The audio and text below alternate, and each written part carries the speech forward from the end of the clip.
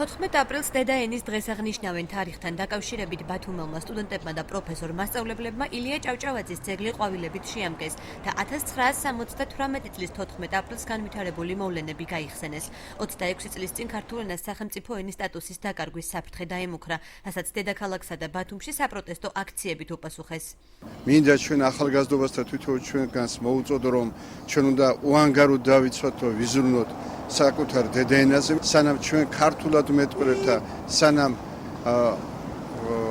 ლოცვა აღესრულება ქართულად, მანამდე არა მხოლოდ დედაენას, არამედ ქართველ ერს და საქართველოს გადაშენების საფრთხე არ ემუქრება.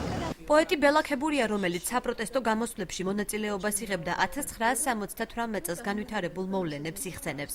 იგი მიიჩნევს, რომ დედაენა სახელმწიფოებრიობასთან პირდაპირ კავშირშია და იმდროინდელი გამოსვლები საქართველოს დამოუკიდებლობის აღდგენის ერთგვარი წინაპირობა იყო. მე მახსოვს ის 4 ადამიანი თბილისიდან ჩამოსული ჯგუფი იყო და მახსოვს ვაჟა ლორთქიფანიძე, მახსოვს ნინო მურვანიძე, ბატონი ვახტანგ გლონტი, ჩვენი სათაყვანო პოეტი და ლევან ქამადაძე.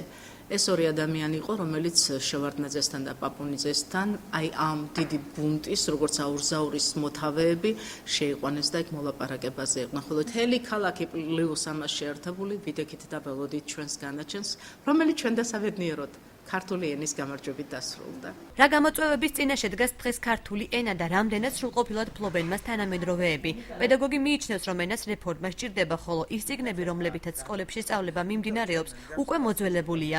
ნინო სურმანიძე თვლის, რომ გრამატიკის შესწავლა სკოლებში არასათანადო დროს უთმობენ. საჭიროა უკეთესი სახელმძღვანელოების შექმნა. დღევანდელი სახელმძღვანელობაში ერთი პრობლემაა.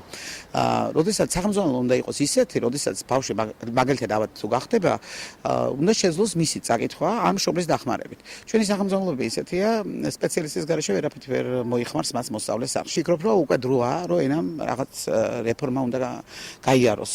100 წელზე მეტი გავიდა უკვე ფუნდამენტური გრამატიკის შექმნიდან და ცვლილებები აშკარად იგრძნობა ენაში. ზოგიერთი ფორმა იმდენად მოძველებულია და არასასიამოვნო ჟღერს, რომ ხანდახან მისი სწორად გამოყენებაც კი უხერხულობას ქმნის. შეგახსენებთ, რომ საპროტესტო აქციები 1978 წლის 14 აპრილს თბილისში დაიწყო. ბათუმში დემონსტრაცია 25 მაისს აჭარის კონსტიტუციის დამტკიცების დღეს გაიმართა, სადაც ასევე გამქრალი იყო მუხლი ქართული ენის შესახებ.